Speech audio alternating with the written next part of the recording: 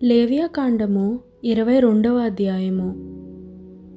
మరియు యెహోవా మోషేకు ఇలాగ సెలవిచ్చెను, ఇజ్రాయేలీయులు నాకు ప్రతిష్ఠించుట వాటి వలన అహరోనును అతని కుమారులను నా పరిశుద్ధ నామమును అపవిత్రపరచుకుండునట్లు వారా పరిశుద్ధమైన వాటిని ప్రతిష్ఠితములుగా ఎంచవలెనని వారితో చెప్పుము.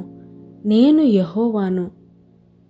నీవు వారితో ఇట్లనుము, మీ తరతరములకు మీ సమస్త సంతానములలో ఒకడు అపవిత్రత గలవాడై ఇజ్రాయేలీయులు యెహోవాకు ప్రతిష్ఠించుట వాటిని సమీపించిన ఎడల అట్టివాడు నా సన్నిధి నుండకుండా కొట్టివేయబడును.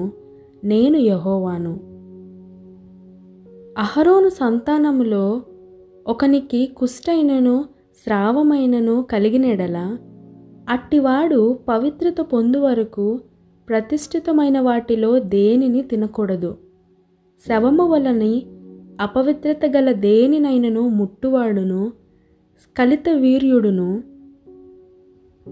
అపవిత్రమైన పురుగునేమి, ఏదో ఒక అపవిత్రత వలన అపవిత్రుడైన మనుష్యునేమి ముట్టువాడును, అట్టి అపవిత్రత తగిలినవాడును సాయంకాలం వరకు అపవిత్రుడగును.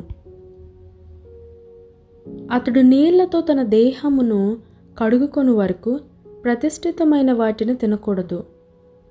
సూర్యుడు అస్తమించినప్పుడు అతడు పవిత్రుడగును. తరువాత అతడు ప్రతిష్ఠితమైన వాటిని తినవచ్చును, అవి వానికి ఆహారమే గదా.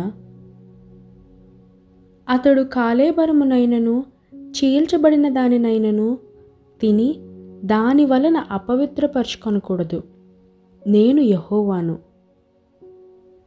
కాబట్టి నేను విధించిన విధిని అపవిత్రపరిచి దాని పాప భారమును మోసుకొని దాని వలన చావకుండునట్లు ఈ విధిని ఆచరించవలెను. నేను వారిని పరిశుద్ధపరచు యెహోవాను. అన్యుడు ప్రతిష్ఠితమైన దానిని తినకూడదు. యాజకుని ఇంట నివసించు అన్యుడే గాని జీతగాడే గాని ప్రతిష్ఠితమైన దానిని తినకూడదు. అయితే యాజకుడు క్రయధనమిచ్చి కొనినవాడును అతని ఇంట పుట్టినవాడును అతడు తిను ఆహారమును తినవచ్చును. యాజకుని కుమార్తె అన్యునికి ఇయ్యబడిన ఎడల ఆమె ప్రతిష్ఠితమైన వాటిలో ప్రతిష్ఠార్పణమును తినకూడదు.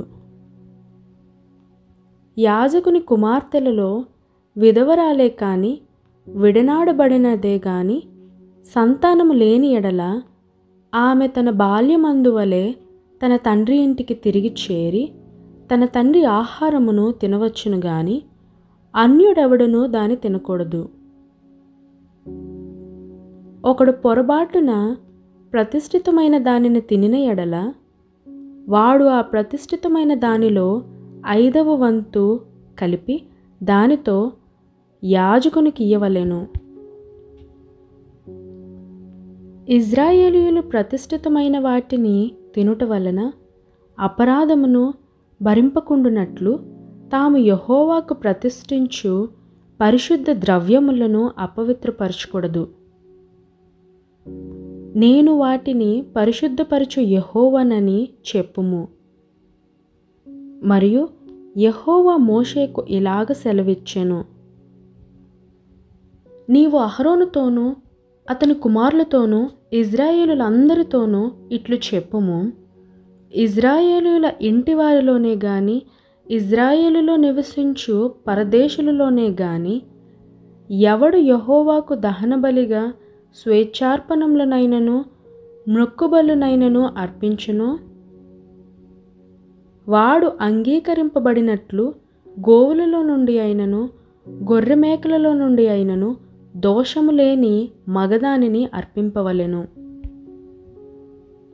దేనికి కలంకముండునో దానిని అర్పింపకూడదు, అది మీ పక్షముగా అంగీకరింపబడదు.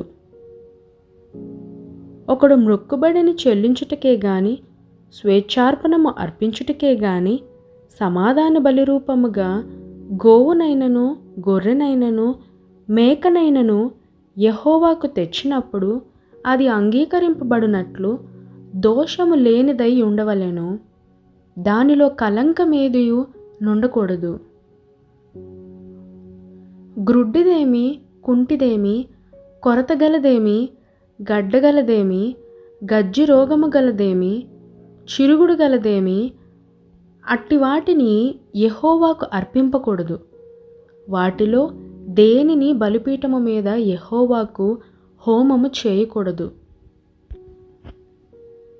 కురూపి అయిన కోడెనైనను, గొర్రెమేకల మందలోని దానినైనను స్వేచ్ఛార్పణముగా అర్పింపవచ్చును గాని అది మ్రొక్కుమడిగా అంగీకరింపబడదు.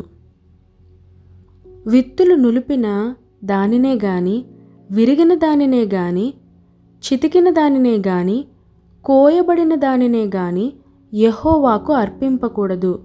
మీ దేశములో అట్టి కార్యము చేయకూడదు.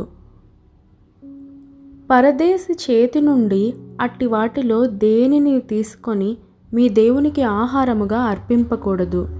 అవి లోపము గలవి, వాటికి కలంకములుండును, అవి మీ పక్షముగా అంగీకరింపబడవని చెప్పుము. మరియు యెహోవా మోషేకు ఇలాగ సెలవిచ్చెను.